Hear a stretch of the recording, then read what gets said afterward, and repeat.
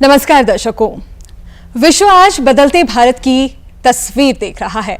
बदलता भारत एक ऐसी तस्वीर जहां न सिर्फ वैश्विक परिप्रेक्ष्य में भारत की अर्थव्यवस्था 5वें पायदान पर है, बल्कि ये और आयामों को हासिल भी कर रही है। इसके साथ साथ अपने शताब्दी वर्ष को जहां भारत देश पूरा करेगा, वहीं विकसित भारत संकल्प की जो परिपाटी है, परिकल्पना है, इसे भी सृजित और समझा जाए तो इसे परिपूर्ण करने की दिशा में कार्य किया जा रहा है, जहां भारत सरकार के ये प्रयास दिख भी रहे हैं। और सबका साथ सबका विकास, इसी की दिशा में पहल भी की जा रही है और हर क्षेत्र, हर तबके को इस धारा में लिया जा रहा है। और सांस्कृतिक परिप्रेक्ष्य को समझे, परिपाटी को समझे तो सांस्कृतिक परिप्रेक्ष्य भी इससे अछूता नहीं है। वहीं बात की जाए राजधानी शिमला की, तो राजधानी शिमला में इन दिनों विंटर कार्निवल का आयोजन हो रहा है और विंटर कार्निवल में लोक संस्कृति को मंच प्रदान किया जा रहा है। और आज डीडी हिमाचल के विशेष कार्यक्रम आज की बात कार्यक्रम में हमारा विषय भी यही है, विंटर कार्निवल, हिमाचली लोक गायन के लिए सांस्कृतिक मंच। निश्चित तौर पर हिमाचली लोक गायन के लिए ये सांस्कृतिक मंच तो है ही है, और जिन प्रतिभागी से आज हम बात करेंगे उनका परिचय हम आपको दे देते हैं। प्रेमचंद बाहुनी सिरमौर जिला के रेणुकाजी विधानसभा क्षेत्र के बाहुनल पंचायत से संबंध रखते हैं और बाहुनल गांव से ये संबंधित है। आपको बता दें, प्रेमचंद बाहुनी वरिष्ठ लोक गायक है और बाहुनल श्री रेणुकाजी क्षेत्र को रिप्रेजेंट करते हैं। ना सिर्फ देखा जाए तो इन्होंने देश विदेश में भी अपने लोक गीतों को प्रामाणिकता दी है।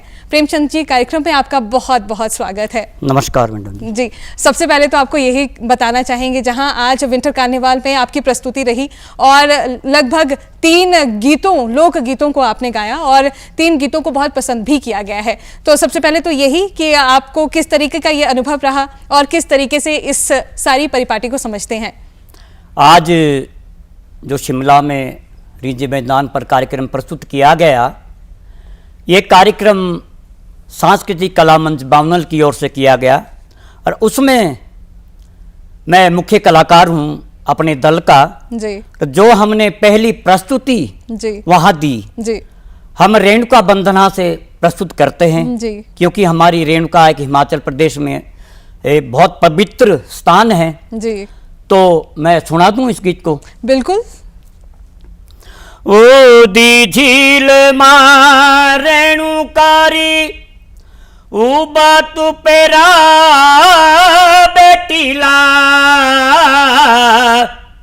नाम तेरा जप दे फल सुखरा बेमिला ओ बे झीलो रे किनारे मैया मंदिरो बे तेरा हो ओ दर्शन करे तेरे मैया आसरा हम तेरा हो तेरे मंदिरों दे हो तेरे मंदिरों दे हमें बे आए शरदा सुमन फूल चढ़ाए दुखड़े मिटा दे मैया दीवा बालू तेरा हो ओ बे झीलो रे किनारे मैया मंदिरो बे तेरा हो जी। ये पहला गीत था हमारा वहाँ। जी।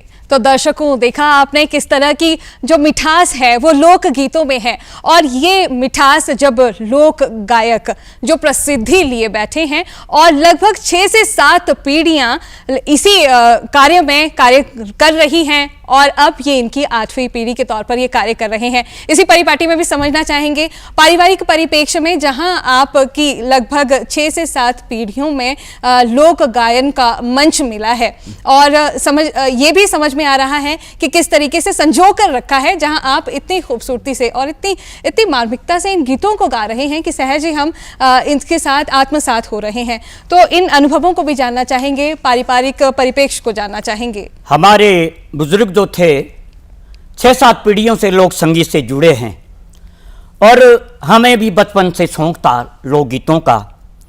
और जब हम पहले गांव में सड़कें नहीं थी जी, जब गांव में सड़कें बनी, जी, विभाग से संपर्क किए जी, आकाशवाणी शिमला से जुड़े जी और हम 17 हमारा जो जन्म हुआ है जी 25/6/1959 का जन्म है जी और रेडियो से जुड़े जी 79 से रेडियो से जी, जुड़े जी। और हमारे उस समय जो टीम थी जी 5 लोगों की टीम थी। उदयराम बामनुली स्वर्गीय हमारे जी। लीडर थे जी और 4/9/1981 को मैं रेडियो से अलग से जुड़ा हूँ। जी और हमारी संस्था 1983 को बाद में बनी है जी जी और रेडियो सिंगर पहले जुड़े हैं। जी और जब हम रेडियो सिंगर बने 79 में हम पहली बार जी भाषा एवं संस्कृति विभाग के माध्यम से जी राजस्थान में 1 महीने का भ्रमण किया है। जी कई राज्यों में कई जिलों में जी। हमने वहाँ सिरमौरी नाटी का कार्यक्रम प्रस्तुत किया है। जी जी सिरमौरी नाटी का जिक्र हो रहा है। सिरमौरी नाटी अन्य नाटियों से किस तरह से भिन्न है और सिरमौरी नाटी की मूलतः जो विशेषता है, जो नाटी है, कौन सी प्रख्यात नाटी है, हमारे ऐसे दर्शकों को हिमाचल बताएं। प्रदेश के हर जिले का अपना कल्चर है, जी। अपने लोकगीत है। जी मासू ताल अलग है जी। और कुल्लू की अलग ताल है, जी। सभी जिलों की अलग अलग ताल है। जी। तो सिरमौर की विशेषतर हमारी जो मोजरा नाटी है, मुजरा नाटी जी मोजरा नाटी गी जो शादी विवाहों में लगती है, जी शादी विवाहों में खुले प्रांगण पर जी माइक मुख उसमें कुछ नहीं होते थे। जी। हमारी टोलियां बैठती थी जी गांव में, जी 4 कलाकार, उसमें ढोलक वाला, जी। घड़ा और छनका, जी और चारों कलाकार आपस में जो मिलजुल कर जो प्राचीन नाटी हमारी वो गाते थे जी। और उसमें महिलाएं और पुरुष जी दोनों का आदान प्रदान हमारे गांव में उस नाटी में करते थे। जी हाँ जी जी लोक संस्कृति की झलक। और आज की मुलाकात, आज की बात कार्यक्रम में जहां विंटर कार्निवाल के प्रतिभागी से आप मिल रहे हैं, ये ना सिर्फ प्रदेश को गौरवान्वित कर चुके हैं बल्कि अंतर्राष्ट्रीय स्तर पर भी इनकी प्रस्तुतियां रही हैं। अंतर्राष्ट्रीय स्तर पर जहां पर 1 महीने का आपको भाषा एवं कला विभाग की ओर से जाने का मौका मिला था। लगभग 3 देशों की आपने यात्रा की थी, है ना? तो वो भी हमारे दर्शकों को बताएं।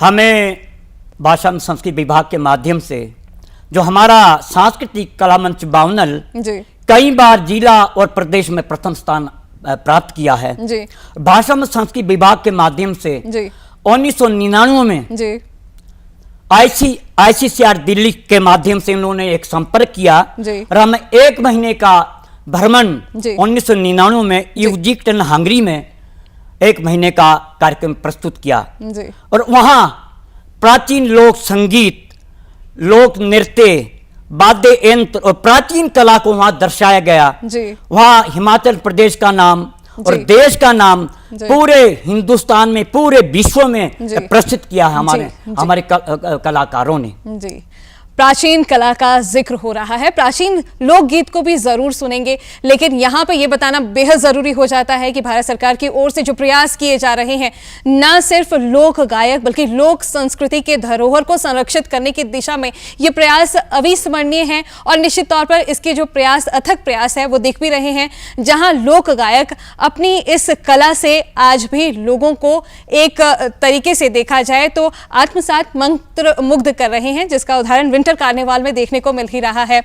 प्राचीन लोक गीतों का जिक्र बार बार हो रहा है। ऐसा कोई प्राचीन गीत जो आपको बहुत प्रिय हो, लोकगीत प्रिय, हमारे दर्शकों को जरूर बताएं। ऐसे हमारे प्राचीन गीत तो बहुत है जी जो हमारी वीर गाथाएं हैं। जी जब कुरुक्षेत्र में जी कौरवों और पांडवों की युद्ध की तैयारियां चली और पहले पहाड़ी भाषा में बेगलेरा बाजा लागो थिया, जी ये पहाड़ी भाषा में है। जी उस समय कहते हैं कि वाद्य यंत्र क्यों बजाते हैं। जी वाद्य यंत्र से जो ठोडा नृत्य है, नृत्यकारों को जो है एक क्षमता बढ़ती है, जी। नाटी की ढोलक बजती है, नृत्यकारों में जोश बढ़ता है। ऐसे अन्य वाद्य यंत्र जो बजाए जाते हैं, इससे जोश बढ़ता है नृत्यकारों में युद्ध करने में। तो मैं प्राचीन लोकगीत सुनाऊंगा। बोलो जेथे लगा नौगिरी दा बिगली रा बाजा, जेथे लागा नौगिरी दा बिगली रा बाजा, ओरे ठारो हाथी रथो दा चला पुंडवाना राजा, ठारो हाथी रोतो दा चाला पुंडवाना राजा ए जा जानी धोरी जुदिनो बुरा मुंडिरो बाजार ए जा जानी धोरी जुदिनो बुरा मुंडिरो बाजार ओरे कुरुबुला से दिरो शुदिलिया कौराणा तीने राजा कुरुबुलो से दिरो शुदिलिया कौराणा राजा। जी, निश्चित तौर पर क्यों संरक्षित करने की जरूरत और आवश्यकता है प्राचीन लोक गीतों को, और क्यों सरकार इस दिशा में प्रयास भी कर रही है, जिसका उदाहरण साक्षात तौर पर देखने को भी मिल रहा है कि संजो कर रखना इस विरासत को इसलिए जरूरी है क्योंकि ऐसे कलाकार, ऐसा मंच और माध्यम देना एक जिम्मेदारी बन जाती है, न सिर्फ सरकार की बल्कि इसके प्रयास दिख भी रहे हैं। इसके साथ साथ एक और वीर गाथा की आपने बात की थी और संस्कार गीतों का भी जिक्र किया था लोक गीतों में। दर्शकों, जब हमने इनसे बातचीत की थी तो इन्होंने लोक गीतों में जिक्र किया था कि इनकी जो दादी हैं वो संस्कार गीत के लिए सुप्रसिद्ध थी और अभी भी इनकी जो बहनें हैं वो संस्कार गीतों के लिए जाती हैं और सिरमौर ज़िला से ये संबंध रखते हैं। सिरमौर ज़िला जहां एक समय में ऐसा कहा जाता था कि जो मूलभूत सुविधाएं हैं उससे अछूता है, लेकिन अब परिपाटी बदली है, परिदृश्य बदला है। किस तरीके से ये इस चीज़ों को देख रहे हैं ये भी जानना चाहेंगे। बदलते परिवेश में कैसे आप देख रहे हैं ये सारी चीज़ों को? ये जो आपने संस्कार गीतों की बात कही, जी, हमारे सिरमौर में जी, संस्कार गीत ये जिंदगी से जुड़े हैं। जी, जब बच्चा जन्मता है जी, तब भी बधाइयाँ गीत हैं, जी, शादी विवाह होती है जी, तब भी बधाई गीत हैं, जी, अगर कोई कर्मचारी जी, रिटायरमेंट होता है बिल्कुल, वो भी बधाई गीत है। जी, तो मैं बधाई गीत जो संस्कार गीतों में आते हैं उन गीत को सुना रहा हूँ। उदिमा तारिणु का ऊ बिचूड़ी री धार रे ओ मेरे शीशे हुए चई भोरे भंडार रे मेरे शीशे हुए चई भोरे भंडार रे मेरे शीशे हुए चई। ये गीत है कि मेरे शीशे हुए चई, आपके भंडार भरपूर होने चाहिए। ये बधाई गीत है हमारे संस्कार गीत के। जी, जी। हाँ, लगभग 1959 का आपका जन्म है। बदलते भारत की तस्वीर आपने देखी है, ग्रामीण परिवेश में परिवर्तन हुआ है, सड़कों की जो बदहाली है उसमें दुरुस्तीकरण हुआ है ना, शिक्षा के क्षेत्र में बदलाव हुए हैं, महिलाएं आज बाहर निकल अपने न सिर्फ सशक्त हो रही है बल्कि माध्यम बन रही है सशक्त करने के लिए, औरों को भी प्रेरणा स्रोत बन रही है। शिक्षा के क्षेत्र में कैसे आप आंकते हैं, कैसे आप परिप्रेक्ष्य को देखते हैं और बदलते समाज की दिशा में जो प्रयास हो रहे हैं उसे कैसे सराहते हैं? शिक्षा के क्षेत्र में पहले हमारे गांव स्तर के जो लोग थे वो पढ़ाई करने से डरते थे। जी, सड़कें नहीं थी, जी, जानकारी नहीं थी। जी, जब से सड़कें आई हैं, शिक्षा विभाग गांव में खुले हैं, तो बुजुर्ग लोग जो हैं वो बिल्कुल सादे सीधे लोग थे। वो पढ़ाई के लिए पहाड़ी भाषा में बोलते मार्केट को नहीं पढ़ाए, अपना जमींदारा करो, आनंद से रहो, आनंद से जियो। हमने कहा कि शिक्षा का स्तर भी जरूरी है, तो इसके बारे में भी हम लोगों ने गीत तैयार किया है। क्योंकि अच्छे तो यारा कोरिय में फाए जो बख्त तो पांदे के ना पढ़ाए, इसमें एक लोकगीत हमने बनाया है। बोलो अच्छी तो यारा कोरिया में फाए ओ बख्त तो पांदे कोरी ने पढ़ाए, अच्छी तो यारा कोरिया में फाए बख्त तो पांदे कोरी ने पढ़ाए। सकुल देव जो बे जाऊं ते हमें आधे दिनों दे भागो ते हमें ए जिसी बात तो याद हम आई वक्त तो पांदे कोरी ने पढ़ाए, अच्छी तो यारा कोरिया में फाए सोबे भाइयों तुम्हें पढ़ी हो जाई बूढ़े नोया कुएं ना शरमाई ए बेबख तोरे कर लो पढ़ाए बख तो पांदे की ना पढ़ाए, अच्छी तो यारा करिया में फाए ओ बख तो पांदे कोरी ने पढ़ाए। दर्शकों, एक बात हमेशा कही जाती है कि असली भारत जो है ग्रामीण क्षेत्र में बसता है। ग्रामीण क्षेत्र की परिपाटी, मिठास, सुगंध अभी आप देख रहे हैं और इसकी मिठास का आनंद भी ले रहे होंगे, क्योंकि जो लोक गीतों के माध्यम से मिठास आप तक पहुंच रही है वो माध्यम भी बन रहा है, जरिया भी बन रहा है प्रेरणा स्रोत का, जहां शिक्षा के लिए इनके लोक गीतों में एक प्रामाणिकता है कि हमने तो पढ़ाई नहीं की, बेशक उस समय जो दौर था, लेकिन आज के समय में पढ़ाई करनी विशेष रूप से जरूरी है। परिपेक्ष बदल रहा है, परिस्थिति बदल रही है। कुछ ऐसे ही लोक गीतों में आपके ये शिक्षा के क्षेत्र में जो आपने अभी अपना लोकगीत सुनाया, कुछ ऐसी ही दास्तां बयां कर रहे थे, हमारे दर्शकों को जरूर बताएं।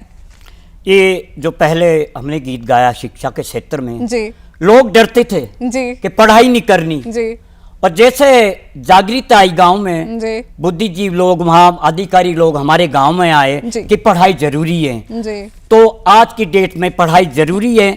और इसके साथ साथ जो हमारा लोक संगीत है वो भी जरूरी है। जी, हमारे जो बुजुर्गों ने हमारे ऊपर एक जिम्मेदारी सौंपी है, जी, प्राचीन लोकगीत, जी, अपना पहनावा, जी, अपनी वेशभूषा, जी, अपनी पहाड़ी बोली, जी, जो हिमाचल की पहाड़ी बोली है उसको भी बनाए रखो।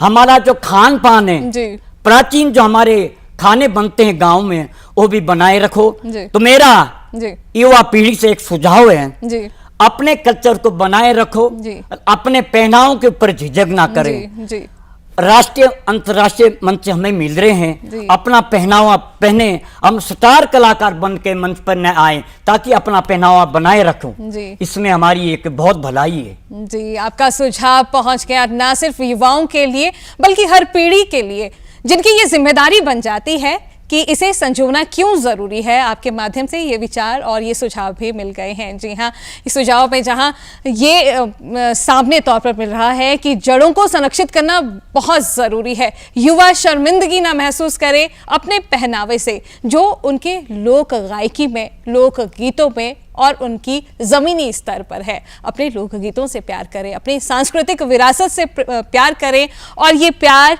ना सिर्फ सरकार, भारत सरकार की ओर से संजोने के प्रयास भी दिख रहे हैं, बल्कि मंच के माध्यम से भी इसे और परिपेक्ष किया जा रहा है, पुख्ता किया जा रहा है और इसकी परिपाटी को सुनिश्चित किया जा रहा है। जहां विंटर कार्निवल इसका एक उदाहरण है। विंटर कार्निवल में पर्यटन की दृष्टि से देखें तो राष्ट्रीय, अंतर्राष्ट्रीय स्तर पर यहाँ पर्यटक पहुंचते हैं। और दर्शकों, आप खुद ही अंदाजा लगा लीजिए कि किस तरीके से यदि लोक संस्कृति को समझे तो वो इसकी अनुभूति को समझते हैं और इसके लगाव को महसूस करते हैं। कुछ अब चलते चलते कुछ ऐसा गीत जो आपका बेहद प्रिय रहा हो, आपके बचपन से बेहद प्रिय है, और हमारे जो प्राचीन लोकगीत हैं, जी, जो बुजुर्गों ने हमें एक अपनी जिम्मेदारी सौंपी जी, है, जी, जो पहले जमाने में जो एक बीमारी, भयंकर बीमारी आती थी, वो बीमारी क्या, ठंडी बीमारियाँ होती, वो लगाव की बीमारी थी। ये पूरे परिवार में वो परिवार जो उस बीमारी से झूलता था और गांव छोड़कर चले जाते थे।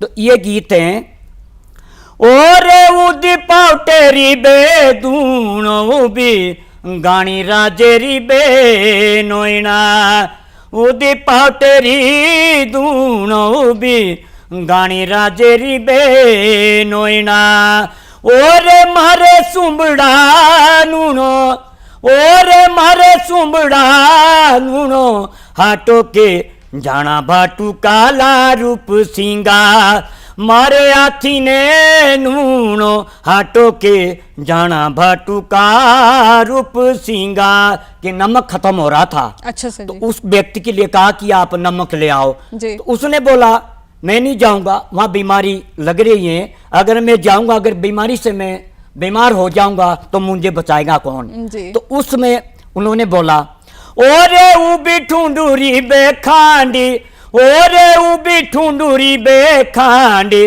ओदी लागे राजेरी बे नोइना, उबी ठुंडूरी बेखांडी, ओदी लागे राजेरी बे नोइना, ओरे आई बुझारो दी ठांडी, ओरे आई बुझारो दी ठांडी, हाटो के जाइने फाटू का बे रूप सिंगा, आए बुझार होती ठांडे हाटो के जाइने भाटू का रूप सिंगार। जी दर्शकों, जहां इस लोकगीत के माध्यम से हम ये समझने का प्रयास कर रहे हैं कि चाहे आप उन्हें भ्रांतियों का नाम दें, पर व्यवहारिकता में वो चीज़ें थी, लोकगीत के माध्यम से ये दर्शाई गई है और लोकगीतों के माध्यम से जो समय को बतलाती है, वहीं आज हमारे जो मेहमान हैं इनके माध्यम से हम समझ पा रहे हैं। आपसे जानना चाहेंगे, जो बदलाव आए हैं, आपने बहुत सारे बदलावों को देखा है, बदलावों को देख भी रहे हैं, आप इन बदलावों को किस तरीके से देखते हैं? क्या ये बदलाव अच्छे हैं? जहां आपने कहा था कि मंच जहां आपको आकाशवाणी, दूरदर्शन के माध्यम से मिलता था, अब जो है सोशल मीडिया के माध्यम से हर कोई कलाकार बन रहा है और इसे संरक्षित करने की ज़रूरत इसलिए हो जाती है क्योंकि आप जैसे निखरे और मंझे हुए जो कलाकार हैं, आपने बहुत मेहनत की है और इस दिशा में प्रयास किए हैं, लेकिन अब इसका दुष्परिणाम कहें या दूसरे नज़रिए से समझें तो वो आपके शब्दों में थे। क्या वो शब्द थे, हमारे दर्शकों को बताएं। ये जो पहले रेडियो से हम कार्यक्रम प्रस्तुत करते थे जी, और उस समय जी, रेडियो में जो स्वर परीक्षा होती थी जी, उसमें बड़े बड़े लेवल के अधिकारी लोग स्वर परीक्षा में बैठते थे जी, और स्वर परीक्षा उन्हीं की पास होती थी जी, जिनके पास टैलेंट है, जी, असली वास्तविकता है। जी, और जब स्वर परीक्षा पास होती थी जी, तो 5 साल के लिए स्वर परीक्षा का जो ये हमारी रिकॉर्डिंग करते थे, उसके बाद दोबारा स्वर परीक्षा लेते थे। जी, आज के जमाने की आपने बात कही, जी, यूट्यूब चैनल बनने हैं, जी, उसमें कोई निर्णायक नहीं बैठते। जी, ये हमने भी उसमें गाया है, जी, क्योंकि दूरदर्शन केंद्र जी, और रेडियो, जी, उसमें बड़े बड़े लेवल के अधिकारी लोग जिन्होंने डिग्रियां की जी, हैं, जो लोक संगीत के प्रति जिनको लगाव है जी, और लोक संगीत के प्रति जो बढ़ावा दे रहे हैं, जी, उनको वो पीछे रह गए। जी, क्योंकि मैं इस बात को तभी कह रहा हूँ, जी, यूटीवी चैनल पे जो जी, है स्तर सब लोग कलाकार बन गए। जी, जी हाँ, प्रेमचंद बावनी का कहना यह है कि एक जो स्तर निर्णायक रहता था, अब वो बदलते परिप्रेक्ष्य में बदला है। लोक संस्कृति के परिप्रेक्ष्य में समझे तो बदला है, जहां सुविधाएं मिली है, लेकिन इन जैसे मंझे हुए कलाकार को ये शिकायत भी है और शिकायत के तौर पर हमने ये दर्शकों तक आपकी बात पहुंचा दी है। प्रेमचंद बावनी जी, बाहुनली आपने अपने नाम के साथ जोड़ लिया है। ये ग्रामीण क्षेत्र से, अपने गांव से लगाव ही है जो ये आपने अपने साथ जोड़ा है। इस लगाव के बारे में जानना चाहेंगे ताकि हमारे दर्शक जान ले कि यहाँ बैठा जो कलाकार है ये इसके प्रयास अचूक है। ये जो आपने कहा कि आपने बाउनली क्यों लिखा है, जी, जब भी हम दूसरे मंच पर कार्यक्रम प्रस्तुत करते थे जी, तो लोग ये बोलते थे कि कहां से हैं, जी, तो गांव का नाम तो बताना पड़ेगा। जी, तो मीडिया के माध्यम से हमारा नाम प्रेमचंद बावनली लिखा है, रेडियो के माध्यम से भी हमने प्रेमचंद बावनली का नाम रोशन किया ताकि हमारा गांव का नाम भी रोशन हो इसके माध्यम से। तो राष्ट्रीय अंतर्राष्ट्रीय तक इस कला को हम लोगों ने पहुंचाया है। जी बिल्कुल, आपके प्रयास सराहनीय हैं, जहां हर एक कदम पर ये प्रयास दिख भी रहे हैं, जहां अपने सरनेम, जी हाँ, बाहुनली नाम के साथ अपने ग्रामीण, अपने गांव के नाम को ही जोड़ दिया और अंतर्राष्ट्रीय स्तर पर इसे पहचान भी मिली। यही पहचान अगर देखा जाए तो प्रयास किए जा रहे हैं, सरकारों की ओर से किए जा रहे हैं और भारत विकसित भारत की परिकल्पना कर रहा है। दर्शकों, आज की बात कार्यक्रम में जहां विंटर कार्निवाल हिमाचली लोक गायन के लिए सांस्कृतिक मंच के तौर पर हमने विषय लिया था, तो लोक गायन से आपकी बातचीत भी की थी। उम्मीद है आज के विषय से आप जरूर जुड़े होंगे क्योंकि ये जुड़ाव ग्रामीण परिप्रेक्ष्य से खुद को जोड़ता है। इसी के साथ हम अपने मेहमान का आभार व्यक्त करना चाहेंगे जो आप इस कार्यक्रम में आए। नमस्कार। और दर्शकों, आज की बात कार्यक्रम में आज बस इतना ही। नमस्कार।